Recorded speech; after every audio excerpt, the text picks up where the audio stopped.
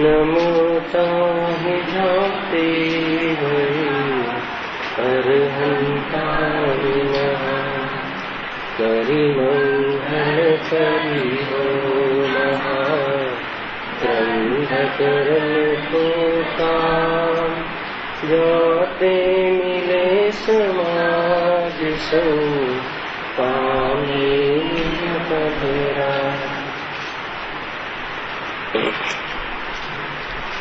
आज श्री मोक्ष मार्ग प्रकाशक ग्रंथ से संपूर्ण मोहराग विष्णु जेने अभाव थी गयो छे, पर्याय में अनंत आनंदनी प्रगटता थी गई है, ज्ञानादिनी पूर्णता प्रगट थी गई है। एवी पूर्ण पर्याय सहित जे अरिहंत द्रव्य से एनी चर्चा चाले छे। गत पीरियडों में गुणस्तन माध्यम थी थोड़ी चर्चा करी थी, छता जीतुभाई कहूँ हतुं के थोड़ा फरीथी चर्चा संभव से अर्थात संभविकता से या करवी जरूरी से। वास्तव में अरिहंत परमात्मा 13-14 गुणस्थान रूप केवल ज्ञान सहित अवस्था चर्चा से जे कसाय अने योग ना निमित्त थी जीवना श्रद्धा ने चारित्र गुण जे तारतम्यता हीन अधिक अवस्था जे थाय से एनी गुणस्थान कहे से। कसाय अर्थात तो मिथ्यात्व, अविरति, प्रमाद अने कसाय 4 प्रकार लेव अने बीजू योग एना कारणे 14 गुणस्थान एक प्रकार थी मलिन अवस्थाओं की चर्चा से, अशुद्ध जीव की चर्चा से, गजब से अरिहंत अवस्था में त्या योगनु जे पंडमन से एना आधारे जे मलिन अवस्था गणतरी से एक प्रकार थी गुणस्थान जीवनी मलिन अवस्था की मुख्यता थी चर्चा से। भले भाव शुद्ध थी गयो होय पण कर्णान योग कहे छे के ज्यां सुधी कर्म संगमा रहे, शरीर संगमा रहे, कर्म आवानुं चालू रहे, औदैहिक भाव ज्यां सुधी रहे त्यां सुधी अमे एने शुद्ध कहता नथी। घणी अपेक्षाओं से भले जीवन मुक्त थई गया होय अरिहंत परमात्मा, भाव शुद्ध थई गयो होय, मोहराग विष्णु भाव पूर्वक तो चारित्र नी त्या पूर्ण शुद्धता अनंतता आवी गई होवा छतां पण ज्यां सुधी असिद्धत्व ने अस्थिरता रहे छे त्यां सुधी अमे एने शुद्ध कहता नथी। मूल तो जे कसाय कही अने योग कहूं एने लीधे जे श्रद्धा ने चारित्र गुण में अनेक प्रकार की अवस्थाओं थाय छे। एमां कसाय में मिथ्यात्व आदि भी कसाय है। तो दर्शन मोह ने भेद लई दर्शन मोह ना कारणे पहला 4 गुणस्थान की चर्चा से અને ચારિત્ર મોહના લીધે બાકીના ગુણસ્થાનોની ચર્ચા છે। तो पहला जे पहलू बीजू અને ત્રીજું અને ચોથું જે 4 ગુણસ્થાન પડે છે એમાં दर्शन मोहनी केवी जातिनी त्या हीनधिकता थाय छे। पहला गुणस्थान में तो मिथ्यात्व से, बीजा गुणस्थान में सम्यक्तनी विराधना थाय छे, तीजा गुणस्थान में सम्यक मिथ्या श्रद्धा मिश्र श्रद्धा से, और चौथा गुणस्थान में सम्यक श्रद्धा से। तो श्रद्धा 4 प्रकारे दशाओं थाय छे। बीजू और तीजू गुणस्थान सम्यक दर्शन प्राप्त थई गया पछी जेने वमी जाय छे सम्यक दर्शन औपचामिक आदि क्षौचामिक आदि एने लीधे गुणस्थान ना भेद पड्या। कुल मळीने कहेवुं छे के पहली जे 4 गुणस्थान छे ए श्रद्धाना आधार पर विभाजन छे। एना पछी जेम जेम जी सम्यक दर्शन की प्राप्ति पछी स्थिरता वधे छे चोकड़ीओना अभाव प्रमाण में ते रीते गुणस्थान ना विभाजन पड़े छे। तो द्रव्यलिंगी मुनिराज होय, भावलिंग संत जेवू जेनु जीवन बाह्य जीवन जेनु आचरण होय, आत्मा की श्रद्धा न होय एवं जीव अगर पुरुषार्थ करे तो सीधू सातमा ने स्पर्श करे છે.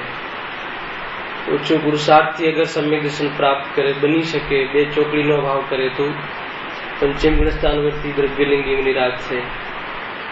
એક ચોકડીના અભાવપૂર્વક મિથ્યાત્વનો અભાવ કરે તો ચતુર્ગુણ સ્થાનવર્તી દ્રવ્યલિંગી નિરાજ છે.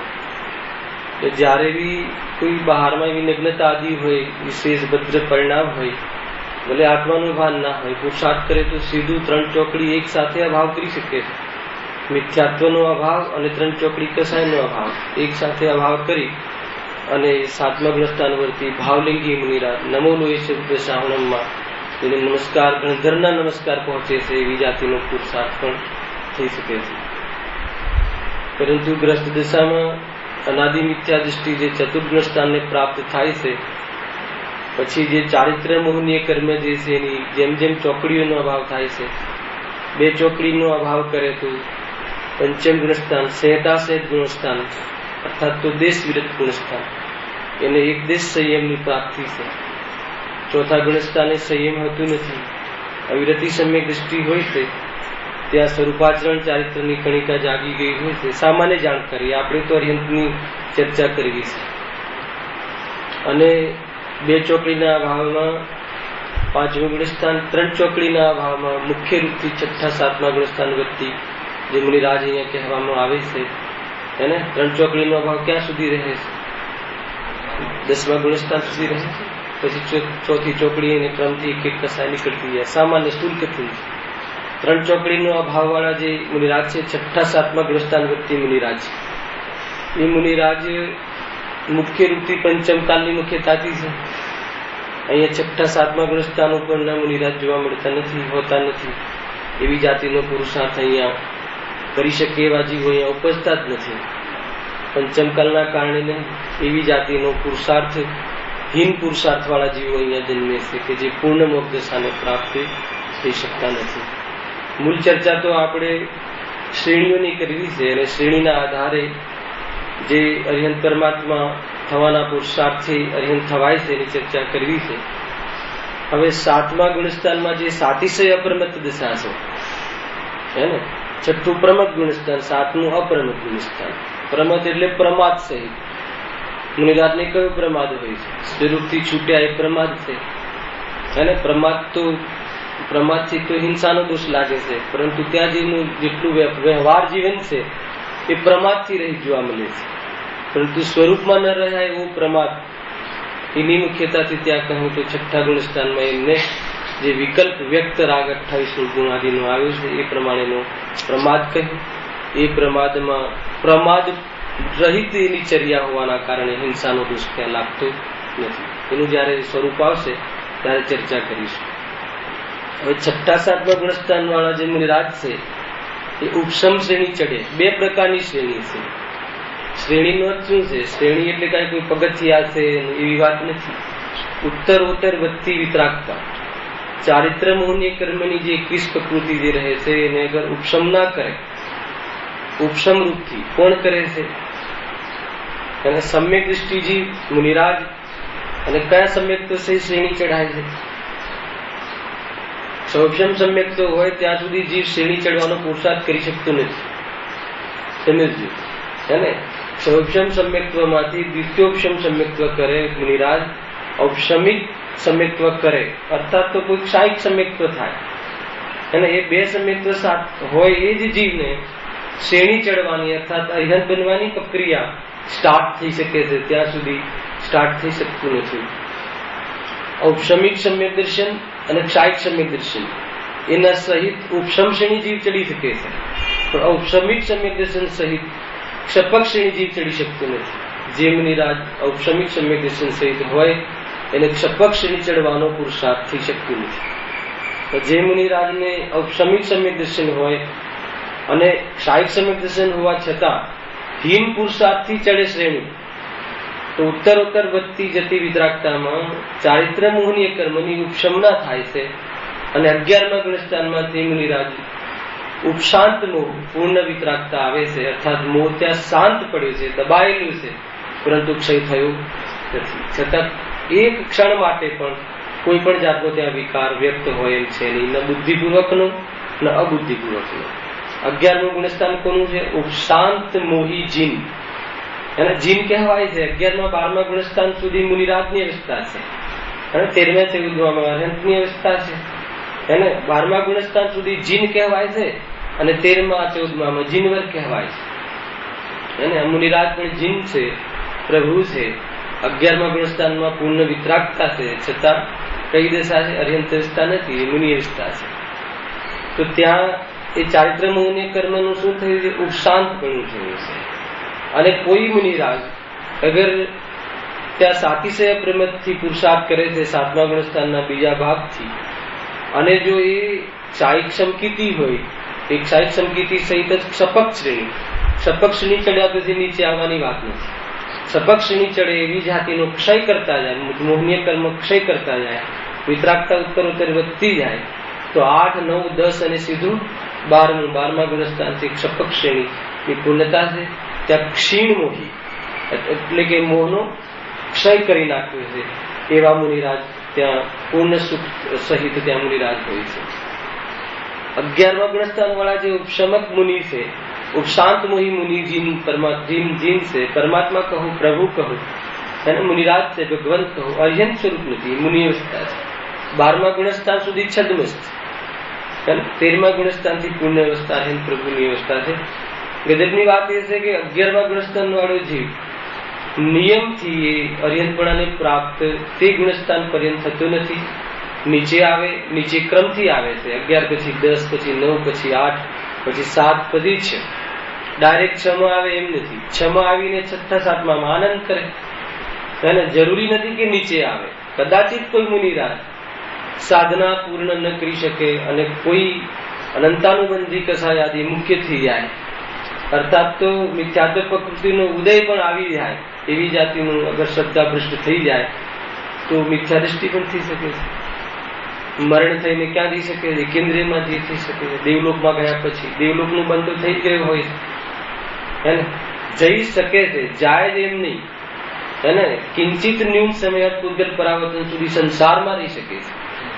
અને સંસારમાં રહે અર્થપૂતગલ પરાવર્તન, સમજો, પંચ પરાવર્તનમાં એક પૂતગલ પરાવર્તન, એનું અર્થપૂતગલ પરાવર્તન કાલ, અને એ બી કિંચિત ન્યૂન, એનાથી વધારે એ સંસારમાં રહેવા લાયક નથી હોતો. એ જીવ એને એકવાર સમ્યક દર્શન થઈ જાય, એ જીવ કિંચિત અર્થપૂતગલ પરાવર્તનથી વધારે કાલ સંસારમાં રહી શકે એવી જાતિની કસાયું, એવી જાતિનું એની મલિનતા હોતી નથી. કિંચિત ન્યૂન સમય પહેલા તો મિથ્યા દૃષ્ટિ હોઈ શકે, અને કિંચિત ન્યૂન સમયમાં સમ્યક દર્શન પ્રાપ્ત કરે, મુનિ દશા ગ્રહણ કરે, સમજો, અર્હંત અવસ્થા પ્રાપ્ત થાય, સિદ્ધ રહી જાય.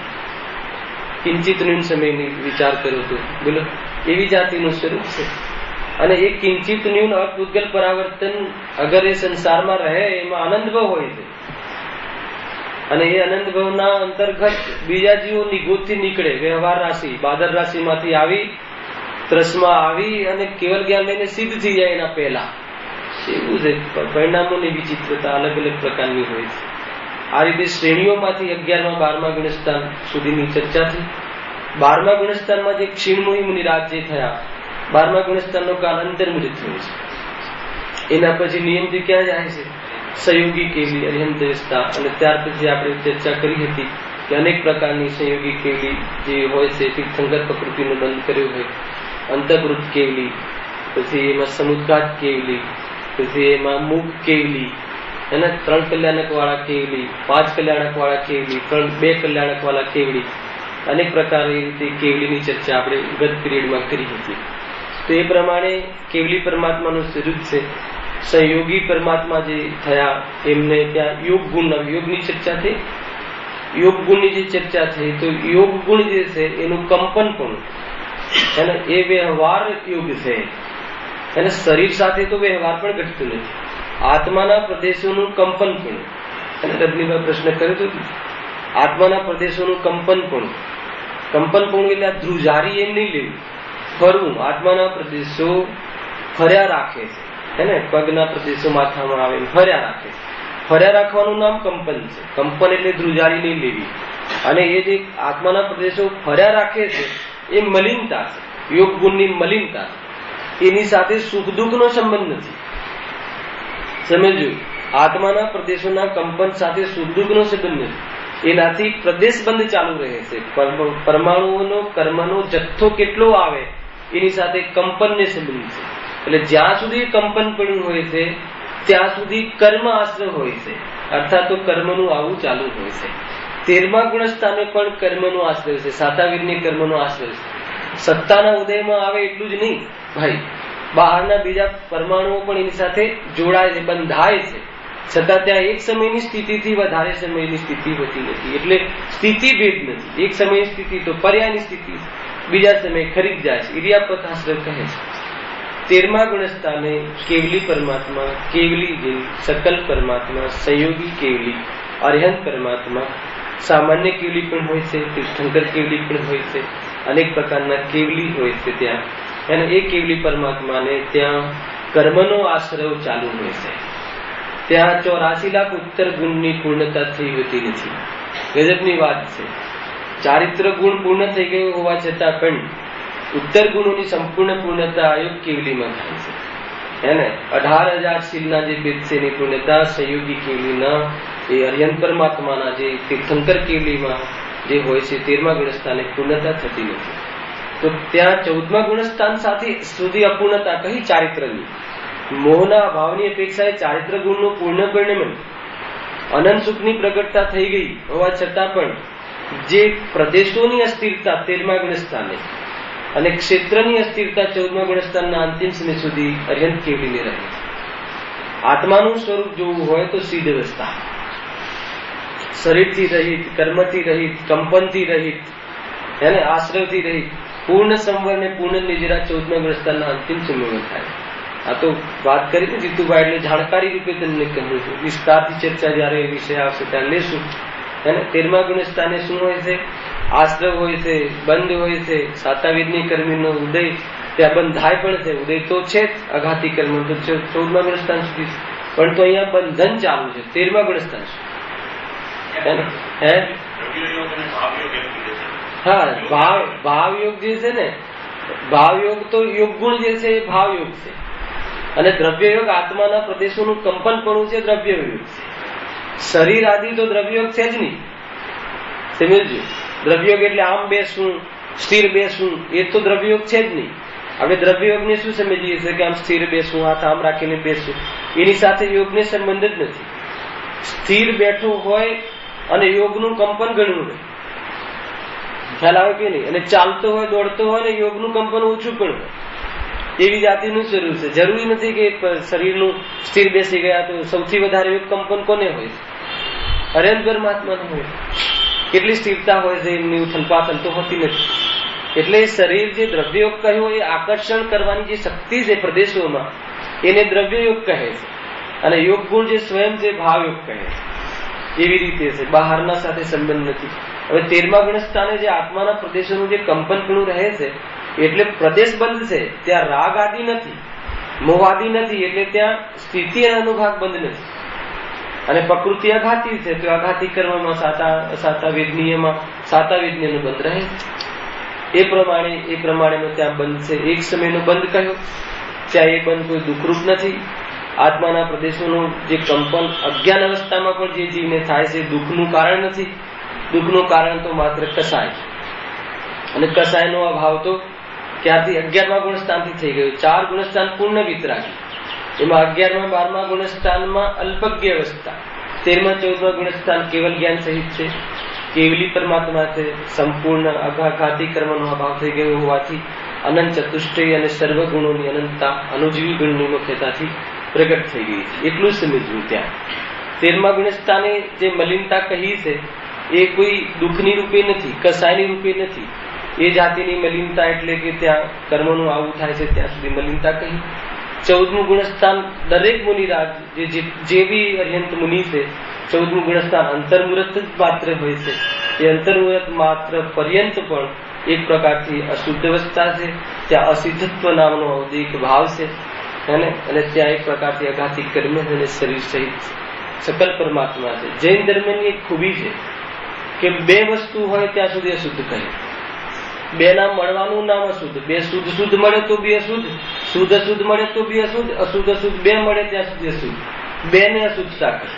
એટલે શરીર અને આત્મા જ્યાં સુધી સંગ્રહે ત્યાં સુધી એ દ્રવ્ય શુદ્ધ છે, અને શરીર અને આત્માને એક અનુભવ કરે ત્યાં સુધી અશુદ્ધતાનો અનુભવ છે.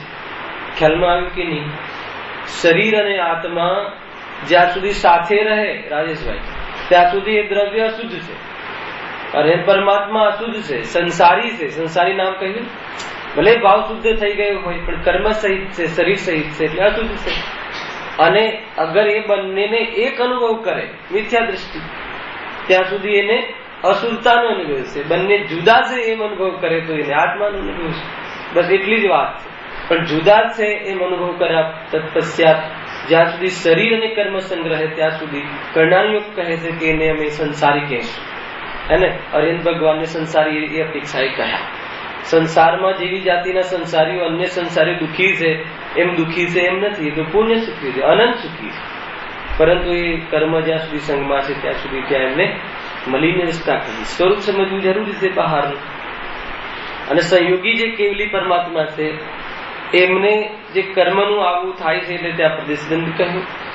છતાં પણ ત્યાં જે તીર્થંકર પ્રકૃતિ કર્મનું જેને બંધ કર્યું છે એવા અર્યન પરમાત્માને સમુશ્રણ આદિ અનેક બહારમાં વૈભવ હોય છે. એ વૈભવ હોવા છતાં એમાં મોહનું મિલન નથી અર્યન પરમાત્માને, એટલે એકમાત્ર આત્માને ભોગવે છે. એક પ્રકારથી ધ્યાન દશામાં બિરાજમાન હોય છે. શુદ્ધોપયોગની પૂર્ણતારૂપ શુક્લ ધ્યાનની એક પ્રકારથી ત્યાં પૂર્ણતા કહું, ઉપચારથી શુક્લ ધ્યાન કહ્યું. ત્યાં કોઈ જગ્યાએથી ધ્યાન હટાવીને આત્મામાં લગાવવું એવી જાતિનું શુદ્ધોપયોગનો પુરુષાર્થની વાત નથી. ત્યાં પુરુષાર્થ પૂર્ણ રીતે પ્રગટ થઈ ગયો છે. નિરંતર પુરુષાર્થમાં રહેતા અનંત સુખનો ભોગવટો કરે છે. પુરુષાર્થનો વિકલ્પ ત્યાં હોતો નથી. પુરુષાર્થ તો હોય જ છે. પુરુષાર્થનો વિકલ્પ છદ્મસ્ન નીચેની અવસ્થામાં જોવા મળે છે, અને ત્યાં પૂર્ણ પુરુષાર્થ એમને પ્રગટ થઈ ગયું છે એવી જાતિની ત્યાં ચર્ચા છે. આ રીતે ગુણસ્થાનના ભેદથી આપણે અર્યંત અવસ્થાનનું જ્ઞાન કર્યું. એક પ્રકારથી 11, 12, 13, 14 ગુણસ્થાનમાં 13મું 14મું ગુણસ્થાન કેવલ જ્ઞાન સહિત અર્યંત પરમાત્મા એટલું લેવું. અને ત્યાં અર્યંત કઈ પ્રકારના હોય છે? તીર્થંકર બી હોય છે, સામાન્ય પણ હોય છે, અને અંતઃકૃત કેવલી પણ હોય છે, સમુદ્ઘાત કેવલી પણ હોય છે. કઈ પ્રકારના ભેદ ત્યાં આપણે ચર્ચા કરી હતી. હવે અયોગી કેવલી જે છે ત્યાં કંપન તો બંધ થઈ ગયું, એટલે આશ્રવ ત્યાં બંધ થઈ ગયું, કર્મનું આવું બંધ થઈ ગયું. નવા કર્મનું, જૂના કર્મ છે તો જેટલા છે ઉદયમાં આવીને નિજ રાખે છે. અંતિમ સમયમાં 148 પ્રકૃતિ નહીં રહે, એના નિમિત્તક શરીર આદિ પણ નહીં રહે, કાંઈ પણ નહીં રહે. એને માત્ર આત્મા રહેશે પરિપૂર્ણ પ્રગટ, જે અંતિમ પુરુષાકાર છે એ કિંચિત પુરુષાકારે જે બિરાજમાન થઈ જશે સિદ્ધાલયમાં. એ સિદ્ધ રસ્તા છે, એની ચર્ચા આપણે આવશે. સિદ્ધ રસ્તા અત્યારે આપણે અર્યંત રસ્તાની ચર્ચા ચાલે છે. તો એ રીતે જે 14મા ગુણસ્થાનમાં સંપૂર્ણ નિજરાદિ અર્યંત પરમાત્માને ત્યાં થઈ જાય છે અને સિદ્ધાલયમાં બિરાજમાન થઈ જાય છે. આ કોની ચર્ચા થઈ? મંદિરમાં બેઠેલા અર્યંતની, સિમંદર ભગવાનની કે આત્માની? એક આત્મા પરમાત્મા સુધી યાત્રામાં જાય છે. એ હું પણ આત્મા છું ને મારી આ યાત્રા અમારી ભવિષ્યની પર્યાય છે, આ મારું ભવિષ્યનું કાર્ય છે, એમ હર સમય આપણા હૃદયમાં રહેવું જોઈએ. તો લોક વ્યવહારે પણ ભગવાનના દર્શન સાચા એમ કહેવાય. એને પોતાને છોડીને કોઈ વાત નહીં સમજવી, એની ચર્ચા છે. હવે બીજી ચર્ચા એ થઈ હતી, ભાઈએ પ્રશ્ન પણ કર્યો હતો કે તમે જે કહ્યું કે ઉપયોગ ખુલ્લા સાંઢની જેમ છૂટો મૂકવો, અને એનાથી કોઈ જીવ સ્વચ્છંદ થઈ જશે તો પ્રશ્ન હતો ભાઈનો. એમાં બે પ્રકારે ઘણી જગ્યાએ પ્રશ્ન થાય છે. મારી સાથે તો આ સભામાં પ્રશ્ન હંમેશા થાય છે, કેમ કે દ્રષ્ટિની મુખ્યતાથી જ્યાં જ્યાં ચર્ચા જેવી કરી છે ત્યાં આ જીવને એમ થાય છે કે રાગ તો છે ને. જ્યારે જ્યારે દ્રષ્ટિની મુખ્યતાથી રાગ રહિત વસ્તુમાં રાગ હોતું જ નથી.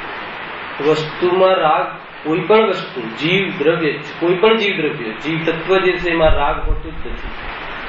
તો જીવમાં અર્થાત વસ્તુમાં રાગ જોવે તો રાગનો અનુભવ થાય છે, અને રાગ રહિત વસ્તુને જોવે તો રાગ રહિત અનુભવ થાય છે. પણ વસ્તુનિષ્ઠ ચિંતન એક છે ને એક વિવક્ષાનિષ્ઠ ચિંતન છે. જયારે વસ્તુનિષ્ઠ ચિંતન ચાલતું હોય ત્યારે વિવક્ષાનિષ્ઠ ચિંતનને ગૌણ કરવું જોઈએ. જયારે વસ્તુથી ખ્યાલ કરવામાં આવે કે રાગ છે જ નહીં, વસ્તુ સ્વરૂપમાં રાગ કોઈ પણ અપેક્ષા નથી. વસ્તુમાં અપેક્ષા લાગુ પડતી જ નથી. જીવને એમ ભય થાય છે કે સ્વચ્છંદ થઈ જશે તો જીવ. સમજજો, એમાં બે પ્રકારે પ્રશ્ન પૂછવામાં આવે છે કે એક તો કે અમને તો ખ્યાલ છે, પરંતુ કોઈ જીવ સ્વચ્છંદ થઈ જશે તો. હવે એમાં શું સમજવું? તમને જો ખ્યાલ છે, જો તમે સ્વચ્છંદ નથી થઈ શકતા તો બીજો જીવ થઈ જશે, એ વાત ક્યાંથી રહી? એક સમજજો, દરેક જીવના આ પ્રશ્ન અહીંયા નહીં, મને મલાડમાં બધી જગ્યાએ પ્રશ્ન ઘણી વાર આવે. અને માની લો કે તમને એમ લાગે છે કે જીવ સ્વચ્છંદ થઈ જશે, ઉપયોગને ખુલ્લા સાંઠની જેમ છૂટો રાખવો એનો અર્થ પણ કરી થાય. અને એમાં તમને એવું લાગતું હોય કે ભાઈ જીવ સ્વચ્છંદ થઈ જશે, તો બીજો કોઈ ઉપાય તમારી પાસે હોય તો પહેલા બતાવો. માની લો કે તમને જે રાગાદી ભાવ, ક્રોધાદી ભાવ આવે છે, રાજેશભાઈ આપણને આવે છે, એમાં ઉપયોગને ખુલ્લો મૂકવા સિવાય, અર્થાત તો એ રાગ છે એ આત્મા નથી અને એમાં આત્માનું ચાલતું નથી, કેમ કે પર છે. ઉપયોગ એ રીતે જાણતો આત્મામાં રહે તો આવે તો આવા દો, જાય તો જવા દો, એવા કથન પણ કરવામાં આવે. અને એનાથી જો તમને એમ ભય લાગતો હોય કે જીવ વધારે રાગમાં જોડાશે, તો મને બતાવો કે એ સિવાય અન્ય કોઈ ઉપાય હોય. આપણે કર્યા હશે કે માન લો કે ક્રોધ આવે તો શું કરી લેવું? રાગ બહુ આવે છે, આપણને સ્વચ્છંદ નથી થવું. હવે આપણને એવું લાગતું હોય કે સ્વચ્છંદ થઈ જવાય, તો રાગને રોકીને બતાવો. અથવા રાગનો અભાવ તમને જે તમે જે પ્રમાણેના પ્રયોગો કર્યા હોય કે આંખ બંધ કરી દેવી, ત્યાંથી રાગ, જેના પ્રત્યે રાગ આવે એનાથી હટી જવું, જેના પ્રત્યે રાગ આવે એને હટાવી દેવું. અર્થાત તો એ વખતે નમોકાર મંત્ર ગણવા લાગવા. ત્યારે રાગ આવે, ક્રોધ આવે ત્યારે નમોકાર મંત્ર ગણીને જોજો.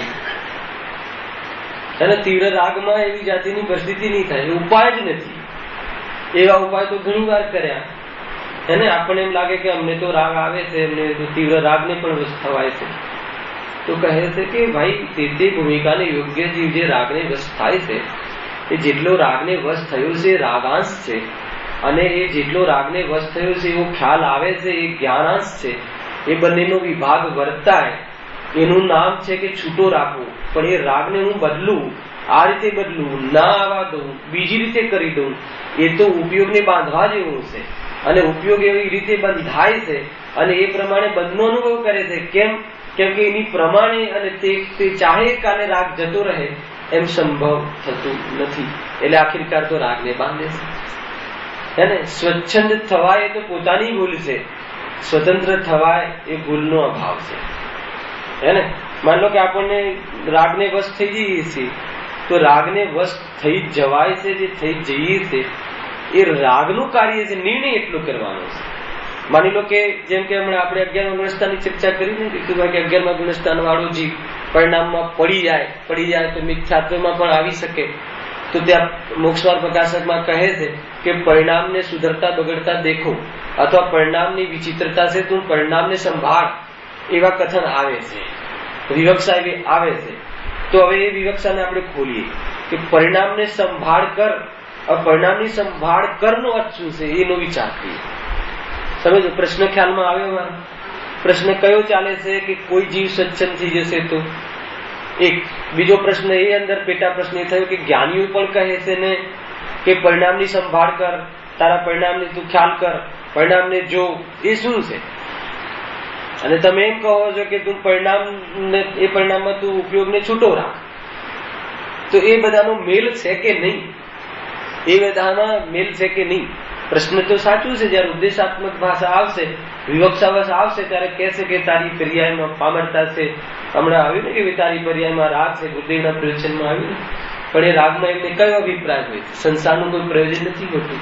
રાગથી જુદો હું છું એ નિર્ણય કરે છે.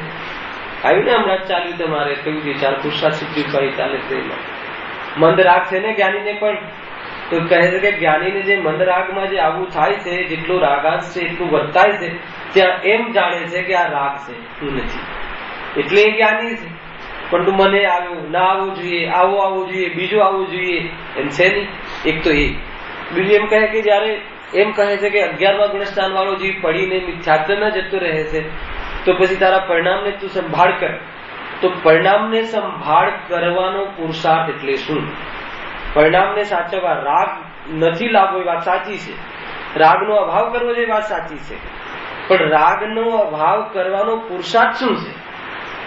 રાગનો અભાવ કરવાનો પુરુષાર્થ રાગમાં કરવાનો છે. રાગને અભાવ કરવા માટે રાગમાં શું કરવાનું છે બતાવ્યું ભાઈ રાગના અભાવ કરવામાં રાગમાં શું પુરુષાર્થ કરવાનો? રાગને અભાવ કરવામાં રાગથી પુરુષાર્થ કરવાનો. બે વસ્તુ પકડજો તમે. રાગને અભાવ કર્યો છે 100% ગેરંટી વાત, 100% સાચી વાત છે કે મારે રાગનો અભાવ કરવો છે. વિકલ્પ પણ આવે છે, જ્ઞાનીઓને પણ આવે છે. અને આવીને કેવો વિકલ્પ આવે છે? પ્રભુ આપે મને તાર્યા. કોણ તારે એને ખ્યાલ છે. વખત એવો રાગ ન આવે એમ બંને ત્યાંથી બચતા નથી. પણ રાગ ન આવે એનો અર્થ કે રાગ કરવો એ વાત ક્યાંથી આવે? જેવો રાગ આવે છે એ વખતે હે પ્રભુ હું રાગને વશ થયું છું, મને આવો રાગ આવ્યો છે, એ રાગાંશ છે, એ આત્માનો સ્વભાવ નથી એમ જાણતા જ્ઞાન ક્રિયામાં એ જ્ઞાન ક્રિયાનો પક્ષ લે છે. ઉપયોગતાથી છૂટો પડતા શુદ્ધ ઉપયોગનો મસ્ત રહે છે. જ્ઞાની ધર્માત્માની આ પ્રક્રિયા.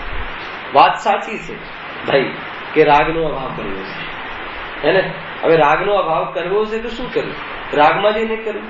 રાગમાં કઈ બંધ બારણા કરી દેવા જેનાથી રાગ શું કરવું? તો આ જ ઉપાય છે કે તારા પરિણામોને જો, એટલે કે તારા પરિણામમાં હજુ આટલો રાગ ઉભો છે એમ જો, અને પર્યાયની પામરતા છે. તું તો પરમાત્મા સ્વરૂપ છે એમ જો. એનું નામ પર્યાય. અધમમાં અધમ પર્યાયનું જ્ઞાન કરાવીને જીવને પામર નથી બતાવવું, જીવને પરમાત્મા બતાવવું છે. પામરતા બતાવવા પાછળનો હેતુ જ્ઞાનીઓનો પરમાત્મા બતાવવાનો છે. ક્યારે બી પામરતા બતાવવું એ વાસ્તવમાં પ્રરૂપણા અર્થાત નથી. પર્યાયનું જ્ઞાન કરાવ્યું, પર્યાયનું જ્ઞાન કરાવ્યું એટલે કે આ તો પર્યાયમાં પામરતા છે, તું તો પરમાત્મા સ્વરૂપ છે એટલા માટે પર્યાયની પામરતા બતાવી છે. કોઈ કહે કે પર્યાયમાં રાગ થાય છે એનું જ્ઞાન તો કરવું નહીં. સંવર અધિકારમાં ગુરુદેવ કહે છે કે જ્ઞાન કરવું એમ કરીને એ પર્યાયને પકડી લે છે. પર્યાયનું જ્ઞાન કરાવવાનો અર્થ એ છે કે આ પર્યાયથી જુદો આત્મા છે એમ જ્ઞાન કરાવવાનું છે. પર્યાયના જ્ઞાનમાં માત્ર પર્યાયનું જ્ઞાન નથી કરાવવું, આશ્રય પરમાત્મા સ્વરૂપનું કરાવવું છે. રાગ ગમે તેવો આવે ડિપ્રેશન નથી લાવવું. જ્ઞાની ધર્માત્મા કહે છે કે તને એ ભૂમિકાને યોગ્ય રાગ આવ્યો છે, ભૂમિકાની બહારનો રાગ નથી. ખ્યાલ આવે કે નહીં? તે ભૂમિકામાં આવવા વાળો શુભ અને અશુભ આવે ને તે ભૂમિકામાં જેટલી વિતરાગતા સંભવ છે એનાથી વિતરાગતા વધારે નથી. એ ગુણસ્થાનના ભેદોમાં આવશે. હે ને? સહેજ ના હોય. 6ઠા 7મા ગુણસ્થાન મુનિરાજનો જે રાગ છે, જે 28 ગુણ પાલનનો, એ નીચેના દ્રવ્યલિંગી મુનિરાજને એટલો રાગ આવે જરૂર, પરંતુ નિર્ભાર ના હોય, ભલે જ્ઞાની ધર્માત્મા. 28 ગુણ પાલનની જે રાગ છે એ કયા ગુણસ્થાનને અનુકૂળ રાગ છે? 6મા ગુણસ્થાનના.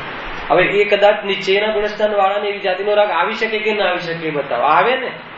ચતુર્થ ગુણસ્થાન વર્તી દ્રવ્યલિંગી, પંચમ ગુણસ્થાન વર્તી દ્રવ્યલિંગી, મિથ્યા દૃષ્ટિ દ્રવ્યલિંગી, તો એને એવી જાતિનું એકદમ મતલબ નિરતિચાર પાલન, છતાંય નિર્ભાર ના હોય. જેટલી સહજતા તે વિતરાગતા સાથે હોય એટલી સહજતા એ વિતરાગતાના અભાવમાં ના હોય.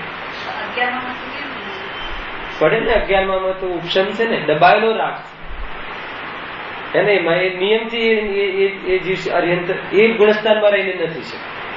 હજુ એને ક્ષય નથી થયું, એની સત્તામાં કર્મ હોય ત્યાં સુધી ઉદયમાં આવી જાય છે. હવે એને કયું પરિણામ આવે કેવલી ગમે છે, ત્યાં શું ભાવ આવ્યો હશે. 11મા ગુણસ્થાનમાં તો નિર્મોહી છે, રાગનો અભાવ છે, સંપૂર્ણ રાગનો અભાવ છે. ખ્યાલ આવે કે નહીં? એટલે એ પ્રમાણેનું ત્યાં કેવલી ગમે વિષયો ઘણા હોય છે. એમાં આપણે હવે શું થયું હશે અને કેમ નીચે આવ્યા હશે, એને કેવલી ગમે વિષયમાં આપણે અનુમાન કરવું એ પણ યથાર્થ નથી. નીચે આવે છે કેમ કે ઉપશન છે. અને ઘણા કલ્યાણ યોગના વિષયમાં તો સ્વીકારવા રહ્યા, કેમ આમ થાય છે એ વાત ત્યાં હોતી નથી. પરંતુ ત્યાં કર્મનો ક્ષય નથી થયો એટલે નીચે આવે છે. અને હિમ પુરુષાર્થથી ચડ્યા હોય છે એટલે છપ્પક શ્રેણી ચડી શકતા નથી. વાત એ છે કે તે પરિણામોમાં જે કયું પુરુષાર્થની વાત ચાલતી હતી, આપણી વિશે ચાલતો હતો ને, કે માની લો કે જીવને જે રાગાદી ભાવ આવે છે તો એ વખતે સ્વચ્છંદ થઈ જાય. આપણે એવી પ્રવૃત્તિ કરીએ કે ભાઈ છૂટો રાખવો. છૂટો રાખવો એટલે ભેદ જ્ઞાન કરવું. છૂટો રાખવાનો અર્થ એ નથી કે એમાં પ્રવર્તવું. અને હું એમ કહું છું કે જયારે જે કસાય આવે છે, શ્રીમદજી તો કહે છે કે તે પ્રમાણે વર્તવું યોગ્ય છે. અને એ પ્રમાણે વર્તવું યોગ્ય છે એટલે એ પ્રમાણે જો તું વર્તવા પણ નહીં હોય તો બહુ ભાર લાગશે. ખાવાનો ભાવ આવે તો આત્મા પાસે જવું કે ભોજન પાસે જવું નક્કી કરવું. શું નિર્ણય છે તમારો? ખાવાનો ભાવ આવે, ક્ષુધા રોગ થાય તો ભોજન પાસે જવું કે આત્મા પાસે જવું? બંને પ્રવૃત્તિ છે. મુનિરાતને ભોજનનો ભાવ આવે છે, આટલું અંતર મુહૂર્તમાં આત્મામાં રહેવા વાળા જીવ ભોજન પાસે કેમ જતા હશે? સુધા મટાડવા સંબંધી તો શું ભોજનથી સુધા મટે છે? ભોજન તો આત્માને અડતો નથી અને રાગને અડતું નથી, છતાં તે સંબંધી એ રીતે સુધાનો અભાવરૂપ કાર્ય નો વિકલ્પ આવ્યા વગર રહેતું નથી. એના યોગ્ય પ્રમાણ અને વિધિસર એને એ સંભવ જ નથી. જે રીતે ભોજન કરીને અગર આત્માના ચિંતન અર્થાત તો આત્મામાં વિશેષ સ્થિર રહેવાતું હોય તો ભોજન કરી ને ભોજન કરવાના વિકલ્પ રહિત થઈને થતું હોય કે ભાઈ ભોજનનો ભાવ પણ ન આવવો એ બી શુભ ભાવ છે. ભોજનનો ભાવ ના આવો એટલે ઉપવાસનો ભાવ આવો કે આજે મને ભોજનનો ભાવ નથી, એ રીતનો વિકલ્પ મન વિકલ્પ છે. અને ભોજનનો ભાવ આવે એ તીવ્ર વિકલ્પ છે. મુનિરાતની અપેક્ષા એ બંને શુભ ભાવ છે કે મુનિરાતના ભોજન આદિ એ શુદ્ધ ઉપયોગમાં નિમિત્ત બને છે. એ રીતે સમજવું ભાઈ. કોઈ હઠનો માર્ગ નથી અને સ્વચ્છતાનો માર્ગ નથી, કોઈ શિથિલતાનો માર્ગ નથી. કોઈ હઠ કરીને કહે કે નહીં હું તો આત્મામાં જ બેસું, એમ છે નહીં, એ સંભવ નથી. અને કોઈ એમ કહે કે નહીં આત્મા આ રીતના બહારમાં આવી જાતિનો અપવાદ માર્ગ પણ કહ્યો છે તો હું અપવાદ માર્ગમાં જ એકલો રહું, એમ નહીં. એ શિથિલતા છે. જેટલી જે પ્રમાણેની યોગ્ય કસાય આવે એ પ્રમાણે દેખાશે. ગ્રસ્ત દિશામાં આજીવિકાદીના ભાવો દેખાશે, કોઈ કરવાનો કોઈ ઉદ્દેશ નથી. એ આવે એ વખતે એ આવા યોગ્ય ભાવ રાગ છે અને હું તે નથી એ પ્રમાણેનો ઉપયોગ છૂટો રાખવો. એમાં એવું ક્યાં આવે છે કે એ કરશે વધારે? અરે કોઈને કરવો હોય રાગ વધારે તો પણ સંભવ નથી. તમને પત્ની પર કે પુત્ર પર ઘણી વખત રાગ નથી આવતો, બને છે. હવે રાગ કરીને બતાવજો. રાગ કહું છું, રાગ બનાવટી રાગ કરીને પણ બતાવ્યું. ખ્યાલ આવે કે નહીં? અરે કોઈ જીવ પ્રત્યે રાગ ન આવે તો ન આવે, કોઈ પ્રત્યે આવે તો આવે. આવવાના કાળમાં ને ન આવવાના કાળમાં. કોઈ વખત શાસ્ત્ર વાંચવાનો ભાવ આવે ને કોઈ વખત વેપારનો ભાવ આવે. બંને ભાવ કયા છે? અવધિક ભાવ છે. જ્ઞાની શું માને છે? તમારી ડ્યુટી એ અવદયિક છે, આત્મા નથી, ઉદય ભાવ છે. શાસ્ત્ર વાંચવાનો ભાવ કર્મજનિત છે, પુરુષાર્થજનિત નથી. એને ખ્યાલ આવે આમ પાણી વળી જાય પસીને વળી જાય, જીવને એમ લાગે કે આમાં પુરુષાર્થ નથી. હે અવદયિક છે ને, ન આવે ઉદયમાં. જ્ઞાનીઓને ઘણી વાર શાસ્ત્ર ભણવાનો ભાવ ન આવે, ઉદય છે. એ વખતે એમને ધંધો કરવાનો ઉદય છે. ભગવાનની વાણી કરી 60,000 વર્ષ લડવાનો ભાવ આવ્યો. કોઈ એમ માને કે અમે તો માની લો કે ખાલી દુકાને જઈને આવીએ છીએ તો પણ તમે એમ કહો છો. અરે ઉપાદેય બુદ્ધિ છે. ગુરુદેવના આજના પ્રવચનમાં આવ્યું ને, જ્ઞાનીને રાગમાં ઉપાદેય બુદ્ધિ નથી, બંને રાગમાં હે ને. અને અજ્ઞાનીને ઉપાદેય બુદ્ધિ છે, કર્તવ્ય બુદ્ધિથી કરે છે, ઉપાદેય બુદ્ધિથી કરે છે. વાંચવાનો ભાવ જો પેલી પ્રવૃત્તિ બી કરી હતી ને આપણે કે ભાઈ જે આપણે રસોડામાં જે શાસ્ત્ર સાંભળે છે, કેસેટો સાંભળે છે, વાસ્તવમાં એ વિશુદ્ધિ નથી. એ મિથ્યાત્વનો દોષ નથી, એમાં ચારિત્રનો દોષ છે. એવી જાતિની અંદરમાં તમારી યોગ્ય વિશુદ્ધિ ના હોય, કયું કાર્ય કયા યોગ્ય ક્ષેત્ર ને યોગ્ય કાલે ખ્યાલ ના હોય, એ જીનવાણીની વિરાધના છે. છતાં એ એક પ્રકારથી ચારિત્રનો દોષ છે. પરંતુ એને એ કાલમાં ધર્મ માનવું એ દર્શનનો દોષ છે, એ શ્રદ્ધાનો દોષ છે. તો એ રીતે આજે શાસ્ત્ર વાંચવાનો ભાવ માની લો કે જ્ઞાનીઓને હર સમય આવતો જ હશે, વિચાર ચાલુ જ રહેતા હશે એવું છે નહીં ભાઈ. એ જે છદ્મસનું સ્વરૂપ છે, પંચમ ગુણસ્થાન ચતુર્થ ગુણસ્થાનમાં એવું છે નહીં કે શાસ્ત્ર વાંચતા વાંચતા સમ્યક દર્શન અરે આત્માનમાં જઈ આવે એવું છે નહીં. એ તો ગુરુદેવને આત્મસ્પર્શી વાણી આવે છે, એ તો એમની પરિણતિના આધારે કહેવામાં આવે છે. પણ પંચમ ગુણસ્થાન સુધી એવી લાયકાત નથી હોતી પર્યાયમાં કે વાંચતા વાંચતા અંદર જતા રહે. વિચાર કરી શકે, આંખ બંધ કરીને વિચાર કરી શકે, પરંતુ કોઈ એમ માને કે મેં આંખ બંધ કરીને આ કયું અંદર જઈને આવ્યો તે ભ્રમણા છે, ભ્રમ છે, એમ છે નહીં. ચતુર્થ પંચમ ગુણસ્થાન પરથી જ્ઞાનીઓ જીવની એવી લાયકાત જ નથી હોતી, ચાહે ગમે તેવો જીવ, ચાહે ક્ષમકીર્તિ બોલો. છઠ્ઠા સાતમા ગુણસ્થાન પરથી મુનિરાજની વિતરાગતામાં અંતર્મુહૂર્તમાં જવાની લાયકાત છે. ભોજનનો કોળિયો હાથમાં હોય ને અંદર આનંદ કરીને આવે એવી લાયકાત નીચેના ગુણસ્થાનનું હતું છે ને. ઘણામાં ને પ્રવચન ને ભાષણ કરતા હોય ને પછી થોડી વાર આંખ બંધ કરી દે ને તો એ જાય છે ને, આંખ બંધ કરે એનો વાંધો નથી, આંખ બંધ કરીને વિચારમાં જતા રહે એનો પણ વાંધો નથી. પણ એમાં કઈ થઈ ગયું છે એમ માનતા હોય તો એ ભ્રમ છે. એવી જાતિની લાયકાત થતી નથી. એ તો કેટલા કાળ સામાયિકોમાં બેસે છે ને ક્યાંક જઈને અનુભૂતિ થાય છે, એવું છે નહીં.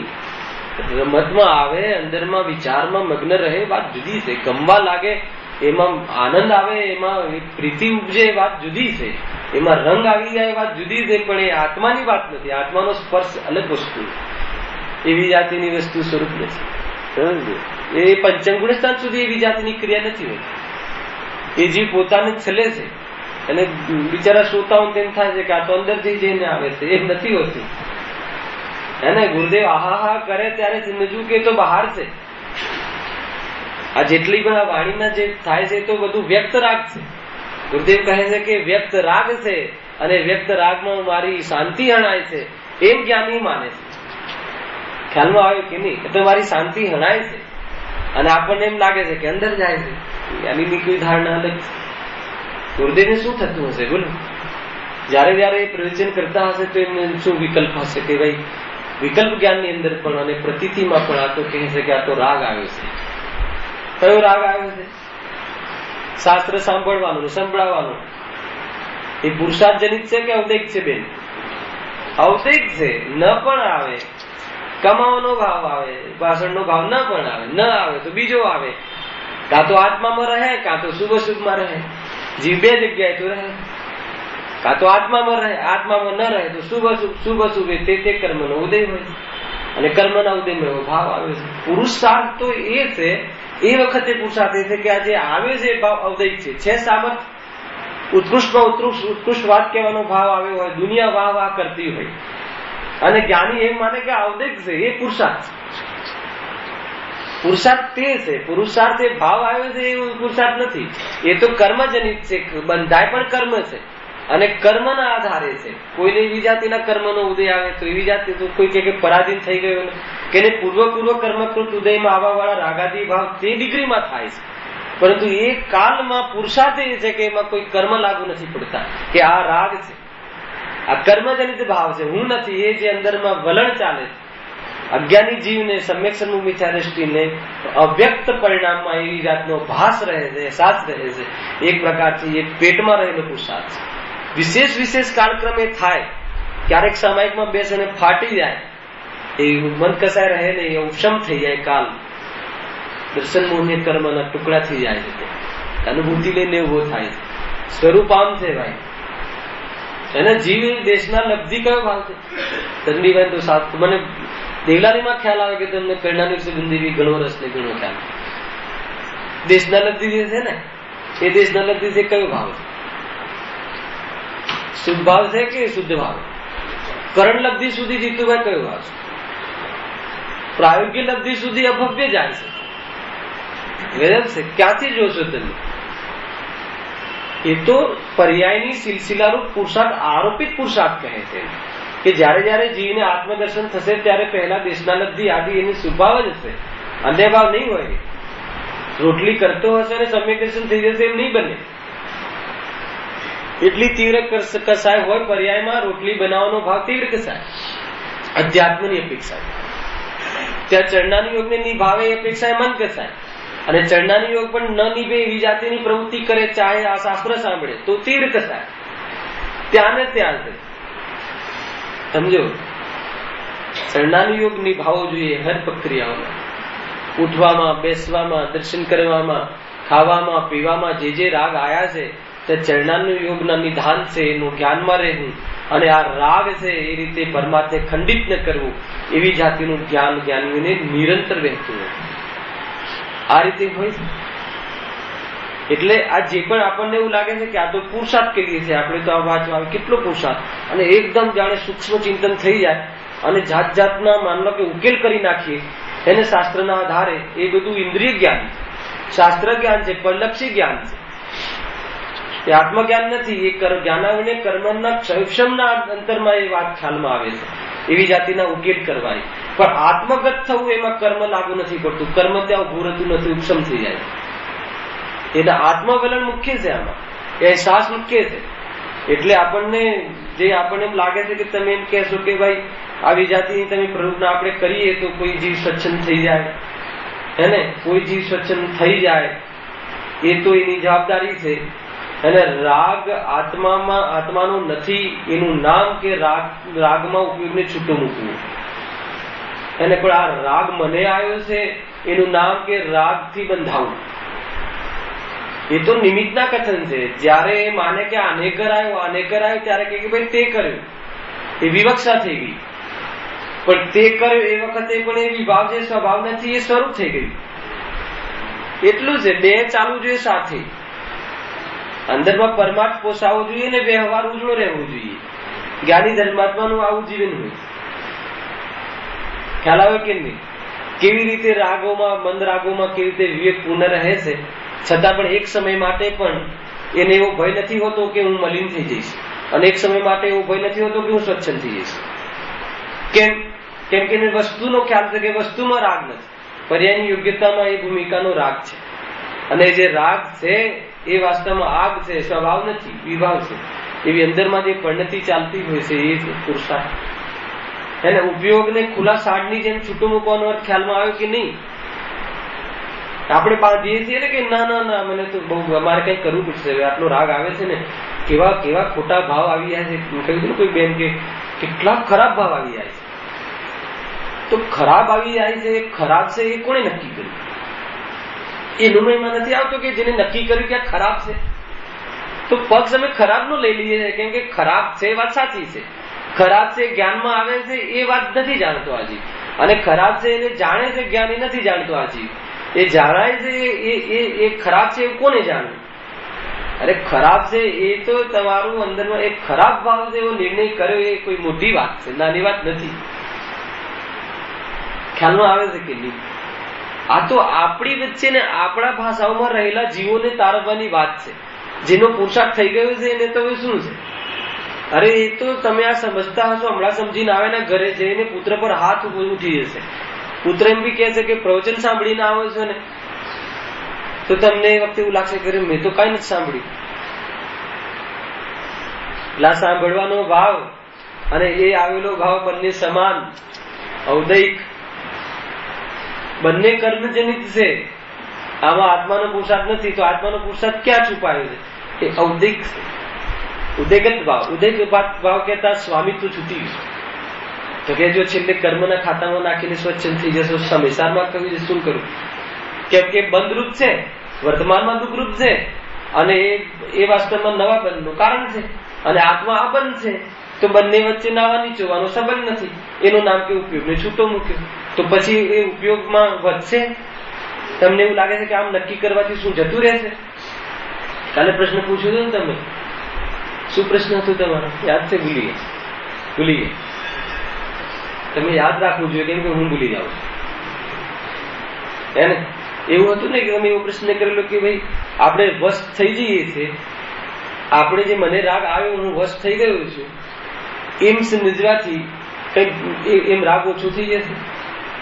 મતલબ કે હું વશ થઈ ગયો છું એમ એકતા બુદ્ધિથી પૂછે છે. અરે રાગને વશ થઈ ગયો છે, રાગાંશ છે, એ બતાવવું છે. એ આત્મા નથી, એ નિર્ણય કરવો છે.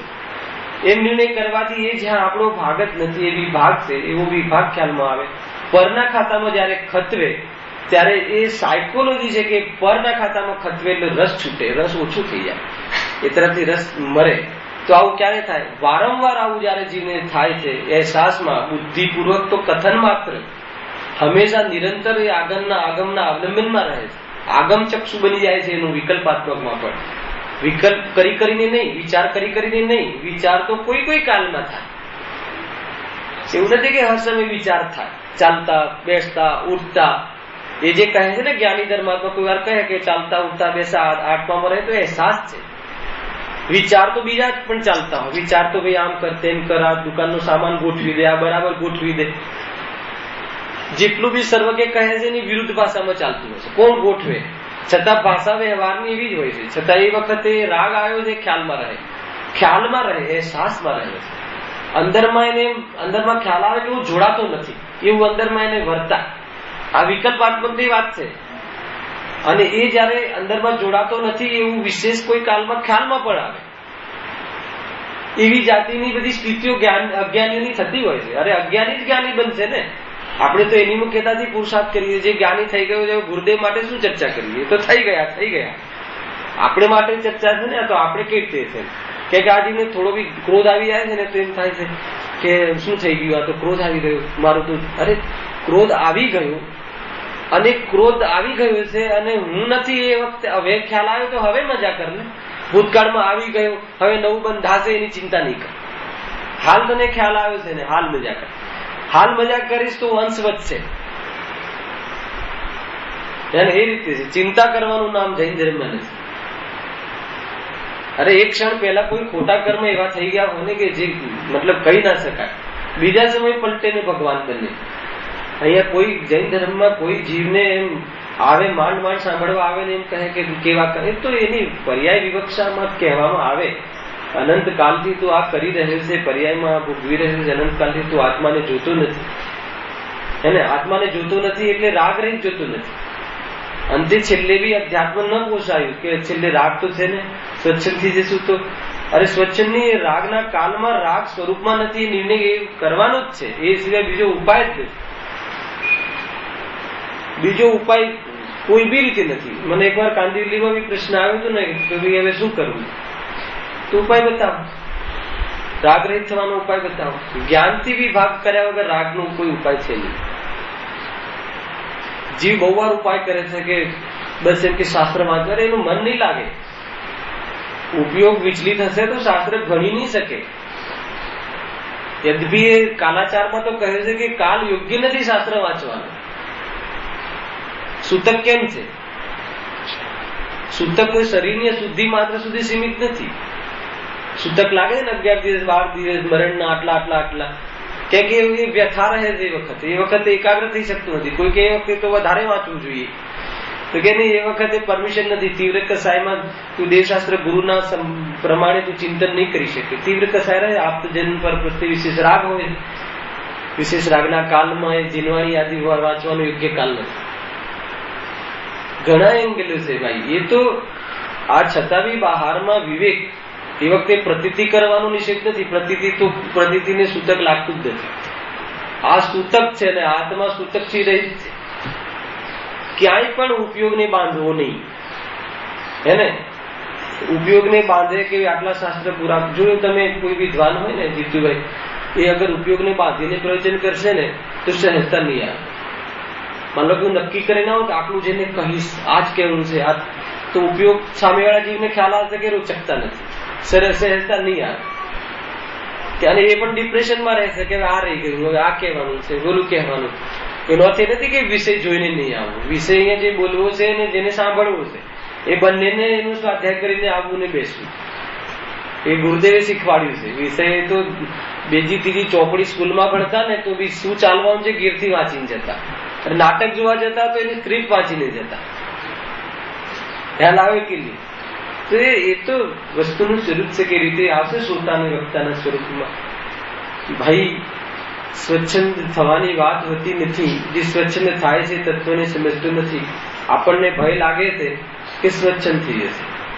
માની લો કે કોઈ જીવ સ્વચ્છંદ થઈ જાય તો એ સ્વચ્છંદતાનો અનુભવ કરશે, પણ એનાથી બીજા દ્રવ્યમાં શું થશે? તો દુકાન ચલાવી શકતો નથી. મારે એક વાર આવી હતી વાત કે ભાઈ તમે કહો છો દુકાન ચલાવી શકતો નથી, હે ને, તો પછી અમારા છોકરાઓ દુકાન જવાનું બંધ કરી દેશે એટલે સ્વચ્છંદ થઈ જશે. આવ્યું ને સ્વચ્છંદ થઈ જશે તો જયારે દીકરાનું કે પતિનું મરણ થઈ જાય છે ત્યારે દુકાન કોણ ખોલશે? અને આ સ્વચ્છંદ થઈ જશે એટલે દુકાન નથી ખુલતી એવું ક્યાંથી શીખ્યા? દુકાન ન ખોલવાના કાલે નહીં ખુલે, ખુલવાના કાલે ખુલશે. એ સ્વચ્છંદ થઈ જશે. કોઈ સ્વચ્છંદ થઈ જાય તો દુકાનો બંધ થઈ જશે. કાંઈ થતું નથી. વિશ્વના કોઈ દ્રવ્યમાં કોઈના સ્વચ્છંદ થવાથી અન્ય પરિણમન થઈ જાય એમ હોતું નથી. તે સ્વચ્છંદ થઈને રાગને પોષે. એવું ક્યાંથી છે કે ભાઈ રાગ આવે એટલો આવા દો એનો અર્થ કે આવતો જે રાગ છે એ હું નથી એ નિર્ણય કરવું. એનું નામ કે એ ઉપયોગને ઢીલો મૂકો, હે ને. અને એ ઉપયોગને ઢીલો ન મૂકે, મને રાગ આવી ગયો, મને રાગ આવી ગયો, મને ક્રોધ આવી ગયો, હવે ન આવવા દઉં, હવે આમ કરવા દઉં, હવે એને ફેરવું. દરેક જીવની આદત સાથે જોઈ લેવું. અને એ રાગ એ ભૂમિકાનો આવે એ ગમે તે કરે ને, સમ્યક દર્શન કરી લે ને, હે ને. હર ગામડે ગામડે 10,000 5,000 કન્યાઓને પરણે છે ચક્રવર્તી, કેમ પ્રશ્ન થતો નથી? બોલો. તો કે એ કહીને રાગ કરાવો છે, એની ભૂમિકાને યોગ્ય રાગ છે, અને એ રાગ છે એમ એ જાણે છે. તો કે એમ જાણવાથી રાગ બંધ થઈ જશે? પ્રશ્ન આ છે કે એમ આપણે કરીએ અને રાગ તો રહે છે. તો કે રાગ રહે છે કે આવે છે? દર વખતે આવે છે ને. તો દર વખતે આવે એ વખતે તમારું જ્ઞાન શું કરે છે? પ્રશ્ન આ છે કે આ જયારે કહીએ ને ત્યારે રજનીમાં પ્રશ્ન એમ થાય છે કે પછી એમ કરવાથી પછી રાગ પાછો રાગ તો થાય જ છે, પાછો રાગ તો થાય જ છે. તો કે પાછો રાગ તો થાય જ છે, તો હું કઉ છું પાછું જ્ઞાન તો થાય જ છે, પાછું જ્ઞાન તો થાય જ છે. એમ કેમ નથી આવતું? એ રાગ થાય છે તો એ જ્ઞાન થાય છે. તું રાગ કર, હું જ્ઞાન કરીશ. રાગ થાકી જશે, જ્ઞાન નહીં થાકે. રાગને થાકવું પડે, રાગનો સ્વભાવ છે. જ્ઞાન ન થાકે, જ્ઞાનનો સ્વભાવ છે. બે ભેદ જ્યાં સુધી અંદરમાં તિરાડ નથી પડતી ત્યાં સુધી ભય લાગે છે. ગમે તેવો રાગ આવે એ વિચાર તો કરો કે 60,000 વર્ષ લડવાનો ભાવ આવ્યો હશે ભરત ચક્રવર્તીને, તો એ રાગ આવ્યો હશે તો એને એવું થયું હશે કે મને રાગ આવી ગયો, રાગ આવી ગયો. એમ નથી હોતું. રાગ આવ્યો છે, આ હું નથી. શાંતિનો માર્ગ એ છે, કર્મ જેટલા બંધાયા છે એના ઉદયમાં આવવા વાળો 33 ડિગ્રીનો રાગ આવ્યા વગર રહેશે નહીં. એ રાગ તો એનું સીમિત છે, પણ જ્ઞાન તો પૂર્વના રાગને, અત્યારના રાગને, રાગના અભાવને, અનુમાન જ્ઞાનથી સિદ્ધ પર્યાયોને એક સમયમાં જાણે, વર્તમાનની શુદ્ધ પર્યાય અનુભવ કરે, પોતાની અનંતથી સિદ્ધ પર્યાયોને ભાવશુદ્ધ જ્ઞાનમાં વર્તમાનમાં અનુભવ કરે છે. એમ જાણે છે કે હું હાલ સિદ્ધ છું, એમ જાણે છે કે હું અનાદિ અનંત સિદ્ધ છું. હાલ સિદ્ધ છું, અત્યારે સિદ્ધ થયું એમ જાણે છે કે હું અનાદિ અનંત સિદ્ધ છું, એમ જાણે છે.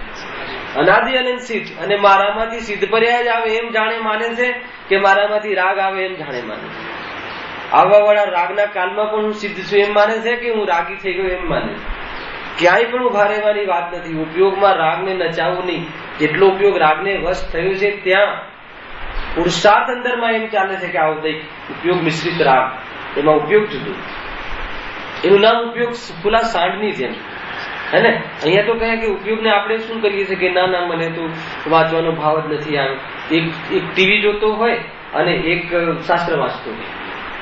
હવે એક બે ઘરમાં બે વ્યક્તિ હોય, એક ટીવી જોતો હોય અને એક શાસ્ત્ર વાંચતો હોય, અને એમના ઘરે ગુરુદેવ આવી ગયા તો બંને કઈ રીતે જોશે? બંનેને જોશે કઈ રીતે?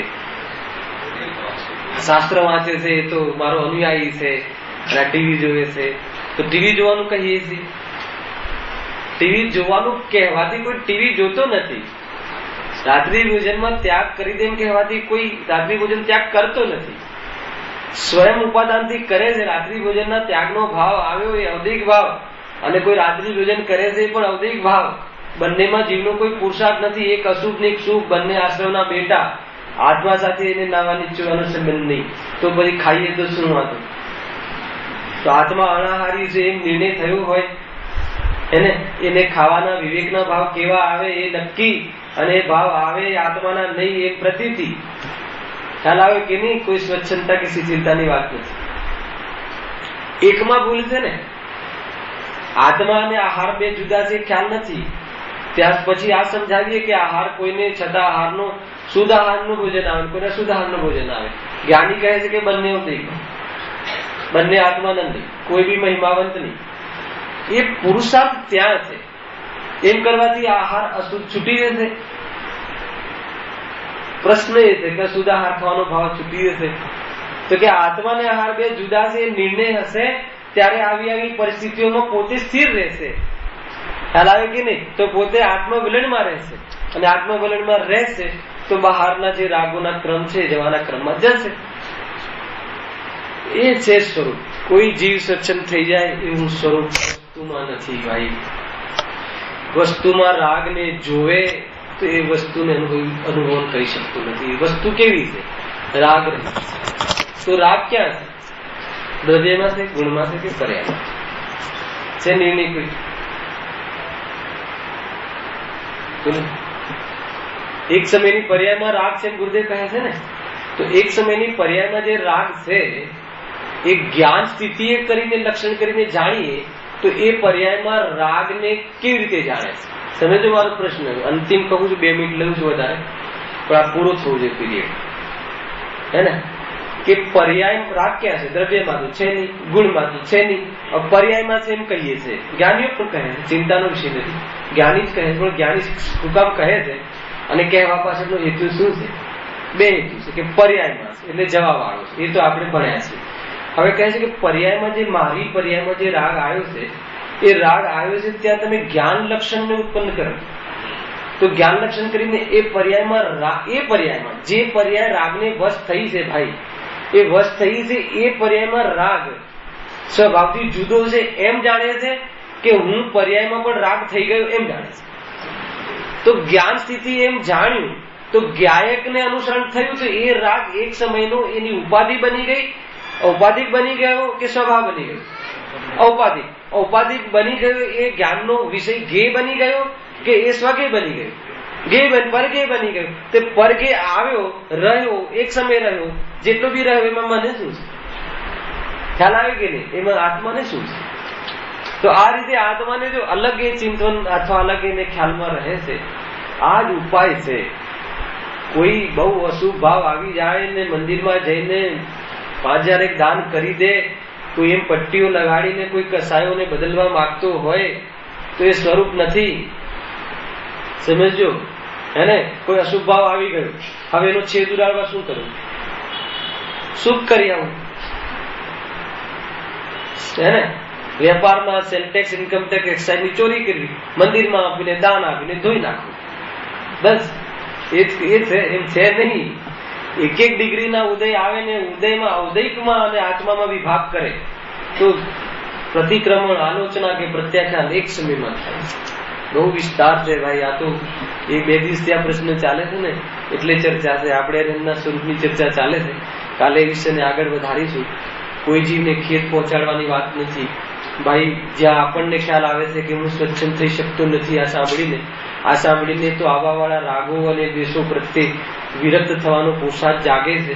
તો પછી આ તો દેશ ના છે, આ તો પ્રભુની વાણી છે, એમાં કોઈ સ્વચ્છંદ થાય નહીં. ન સમજે તો ન સમજે, પરંતુ વસ્તુ તો આમ જ છે. આ રીતે સમજ.